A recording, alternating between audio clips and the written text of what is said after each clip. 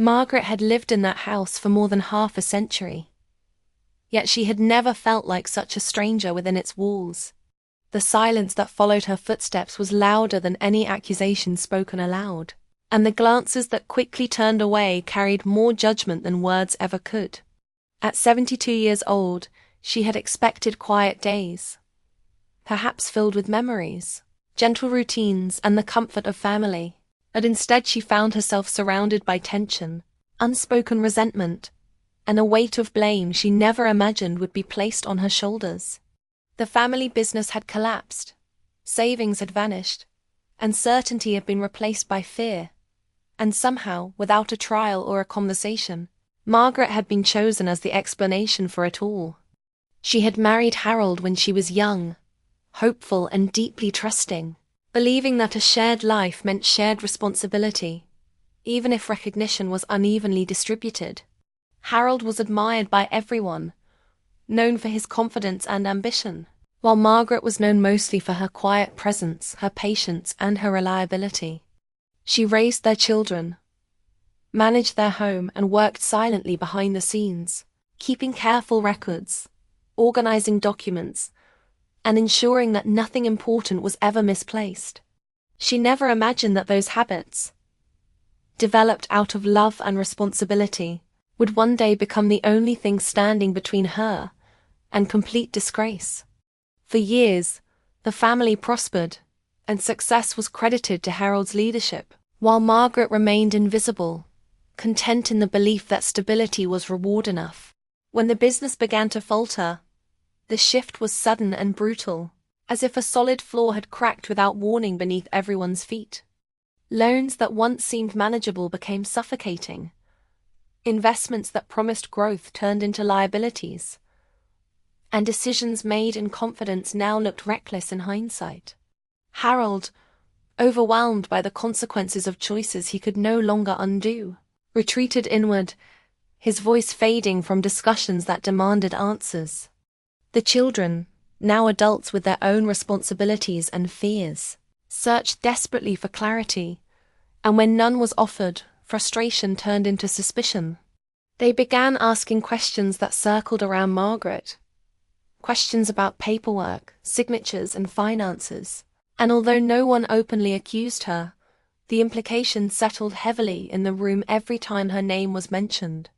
Margaret noticed how conversations changed when she entered, how family gatherings grew rare, and how decisions were made without her presence, as though she had already been judged and dismissed. She remembered the moment her eldest son asked her if she had known about the loans, and how her honest answer, spoken without defense or explanation, sealed her role in the story they were constructing. Yes, she had known, but what she did not say was that she had warned against them, documented her concerns, and preserved evidence of objections that had been quietly ignored.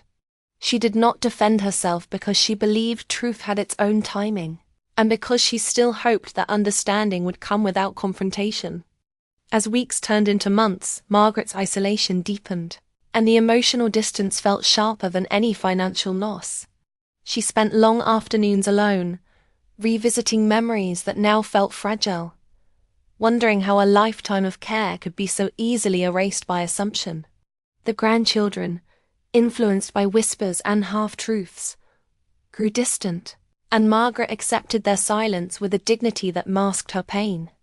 What no one knew was that in a locked drawer in the old study, carefully stored and untouched, were boxes filled with records that told a completely different story. A story of caution, responsibility, and quiet resistance against decisions that ultimately led to failure. The moment of change did not arrive dramatically, but gently, through curiosity rather than accusation, when her youngest daughter, Emily, approached her with hesitation rather than anger. Emily had always sensed that something about the narrative felt incomplete, that the story they had accepted lacked coherence, and when she finally asked her mother to show her what she knew, Margaret did not argue or hesitate. She simply stood, unlocked the drawer, and revealed years of documentation that had been preserved not for revenge, but for accountability. As Emily read through emails, letters, financial statements, and written warnings, The truth unfolded in undeniable clarity, and with each page, the certainty she had inherited from others began to dissolve. The family meeting that followed was tense and reluctant, with skepticism lingering in the air, until the records were placed on the table and read aloud. What emerged was not a dramatic confession, but a steady unraveling of false assumptions. As evidence replaced speculation and silence gave way to realization. Faces that once held certainty now reflected discomfort and regret, and for the first time since the collapse, the room was quiet not with blame, but with shame.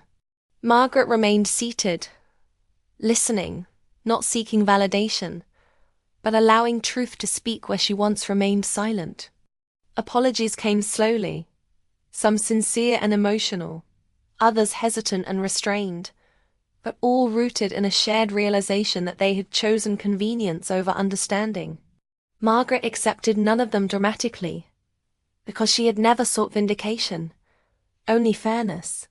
The records did not restore lost money or rebuild the business, but they restored something far more fragile and essential: her dignity, her voice, and her rightful place within the family.